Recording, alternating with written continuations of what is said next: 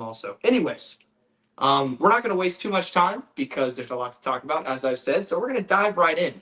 Our first game that we need to talk about, that we want to talk about, the Ole Miss Rebels, the one-loss Ole Miss Rebels, the top 15 ranked Ole Miss Rebels travel on the road to Norman, Oklahoma, to take on the one-loss Oklahoma Sooners. These two teams, in my opinion, are in eerily similar situations. They really are, if you think about it. I mean, Ole Miss, dominant in the non-conference. Of course, they didn't play a lot of really good teams. Got a huge SEC win early, beating LSU right out the gates to start SEC play. And they also got wins over Kentucky and Arkansas. So hot start for Ole Miss.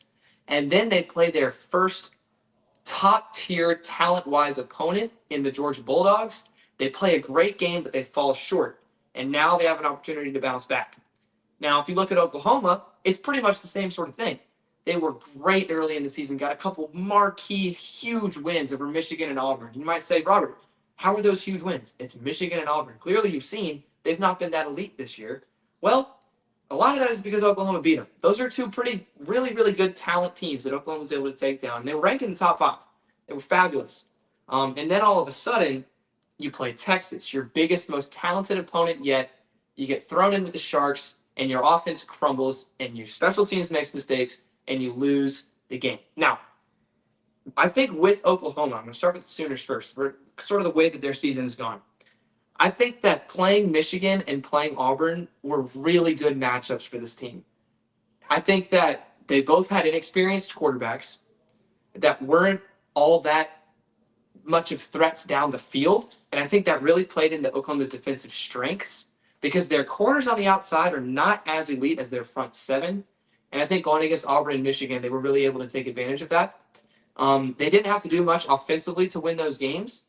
And then you go and play Texas, and Texas's defense is it's a different animal than what they faced earlier. They got smacked in the mouth. Mateer wasn't 100%. And some of the flaws that people didn't realize were there early in the season became apparent because they played a better team. And now people are starting to figure out, hey, this team can't run the ball. This team doesn't have a lot of downfield passing. This team's corners are not maybe as elite as we thought. Flip it to Ole Miss. The Rebels, I think a lot of people look at the Georgia game and they say, wow, they looked great. They scored 5 touchdowns in their first 5 possessions. They were 5 for 5 on third down going into the fourth quarter. Lane Kiffin was just cooking Kirby Smart this whole game. Well, they also lost that game because their defense folded. And because Georgia figured out, hey, you know what we should do? We should just run man coverage. And they clamped them.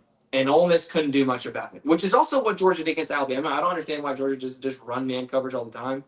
Kind of baffles me a little bit. But the matchup that everyone is fascinated about going into this game is Lane Kiffin's high-flying, high-powered, complex offense going up against the mastermind strategist in Brent Venables and what he brings on the defensive side of the football. And I understand that. It makes sense that people are so intrigued by this matchup because it's one of the best offensive minds in the game versus one of the best defensive minds in the game. So something's going to have to give. I look at Ole Miss's offense and what they did against Georgia. And I think Lane Kiffin is so good at beating zone coverage. There's some, I mean, not just some, so many plays against Georgia where Lane Kiffin was able to just stand on the sideline, identify the zone coverage, point out to his quarterback, and they could just pick up an easy 7 yards. Or whether it was slipping a tight end, whether it was an outside deep comeback route, whatever it was, you cannot run zone coverage against Lane Kiffin. And if you don't believe me, ask Kirby Smart, because that's what Georgia was doing the first part of the game. And it shocked me a little bit because they ran a lot of man coverage against Auburn. And then in the second half of the game, it was more of the same until the fourth quarter when Georgia started to run man, which is what you have to do. Lane Kiffin makes you run man coverage. If you run zone, you're going to get torched for 7 yards of play. And if you run man coverage, then it's a more acceptable result because it takes away the layups and the freebies on the sidelines and with the tight end slip. But it also opens up run after catch opportunities for these elite wide receivers. And it opens up the quarterback run game for Trinidad Chambliss, who has been amazing in and of himself. I mean, we've heard Ole Miss staffers say, we don't think we're going to even try and recruit a quarterback that is not mobile like Trinidad Chambliss because it just opens up the offense so much. And it does. I mean, think about it. When you have just a standard inside zone concept to your running back, your quarterback goes and he hands it off, and your quarterback's out of the play. So it's basically 10 versus 11 at that point because your 11th guy, your quarterback, is just handing the ball off and watching the play. But when you can have a dynamic quarterback run game, it basically adds another person to your offense who would otherwise just be out of the play. And I think Lane realizes that, and I think Lane is loving what Trinidad Chambliss is bringing to this team. So how can Oklahoma stop that? If Oklahoma tries to run zone coverage, which they did a lot against Texas, then they're not going to be able to, in my opinion. Ole Miss is going to torch them. Lane Kiffin knows what to do against, whether it's Tampa 2, whether it's cover 3, whether it's match, whatever it may be, Lane Kiffin knows how to beat it. So if Oklahoma wants to slow down Ole Miss, they're going to have to run man coverage successfully. And I look at Oklahoma, and I watched the Auburn game, and I saw Cam Coleman get by corners. And I saw Eric Singleton have grass. And I mean, Texas receivers haven't really done that much special, but Ole Miss ran zone a lot in that game. I think my point is I don't necessarily trust Oklahoma's corners to win those man-to-man matchups against Ole Miss's wide receivers.